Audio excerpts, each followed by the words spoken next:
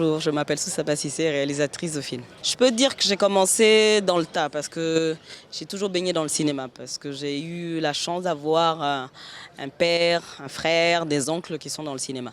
Donc depuis toute petite, j'ai traîné à côté d'eux et depuis toute petite, mon rêve était un jour d'être soit devant la caméra, soit derrière la caméra. Et finalement, après mon bac, j'ai choisi d'être derrière la caméra. Pour moi, les difficultés que j'ai eues pour intégrer le milieu du cinéma, déjà, ça a été en tant que femme.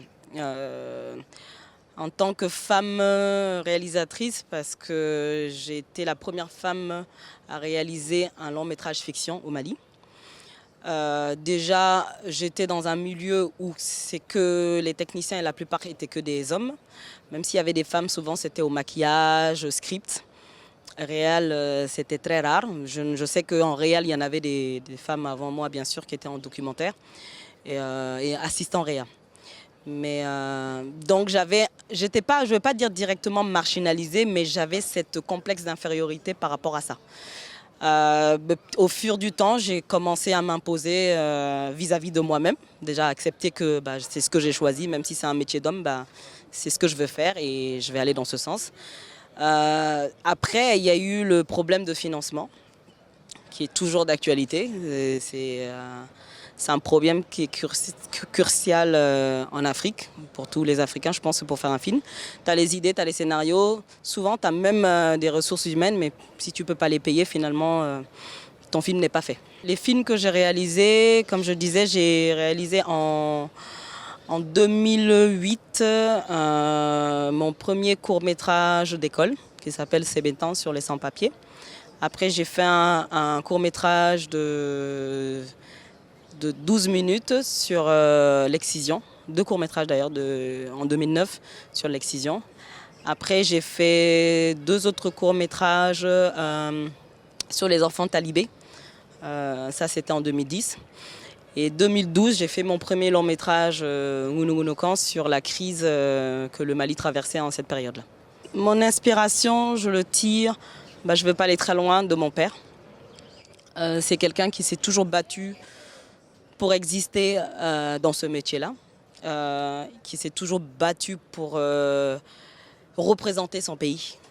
Et, bon, vu tous les galères qu'il a eues, je m'étais dit je ne vais pas faire le même chemin que lui, mais malheureusement je crois que je suis sur le même chemin sans le vouloir. Et je crois qu'il est, oui, il est ma source d'inspiration parce que même quand des fois ça ne va pas, quand je me rappelle de tout ce qu'il a vécu, je me dis bon, à mon temps il y a eu beaucoup de facilité pour moi que pour lui. Ils n'avaient pas les matériaux qu'on a aujourd'hui.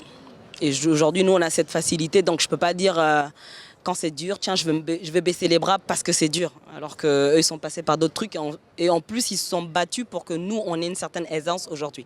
Donc je pense que nous, les jeunes, on n'a pas trop le droit de dire que... On peut dire que c'est dur, mais on ne peut pas baisser les bras.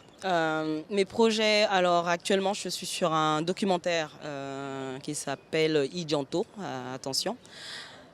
Sur justement la crise que le Mali traverse parce que actuellement c'est à Mopti et Ségou le conflit, mais c'est en train de se propager dans d'autres régions du Mali. C'est quand même dur en tant que jeune de se dire qu'il y a une période, on est passé par des phases très compliquées et qu'actuellement on est dans cette même phase et qu'on est en train de progresser vers une autre phase. Et que nous, aujourd'hui, on devient des éducateurs d'enfants et qu'on n'arrive pas à avoir ce bon sentiment du passé parce qu'on a vécu dans des périodes assez critiques.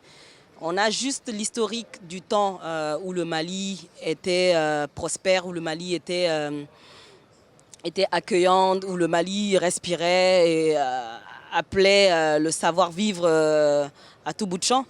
Actuellement, ce n'est pas le cas et quand même c'est assez difficile d'être positif quand tu vois que les choses tournent très mal et de se tourner vers l'avenir.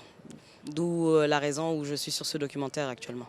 L'appel que j'ai à faire pour les autorités, premièrement, c'est que vraiment prenez conscience que cette industrie peut changer la vision de l'Afrique, que cette industrie peut changer la vie des Africains. Parce qu'aujourd'hui, l'Afrique, on est un continent qui consomme beaucoup en termes d'images. Et malheureusement, on est en train de consommer des images qui viennent d'ailleurs, qui ne nous ressemblent pas.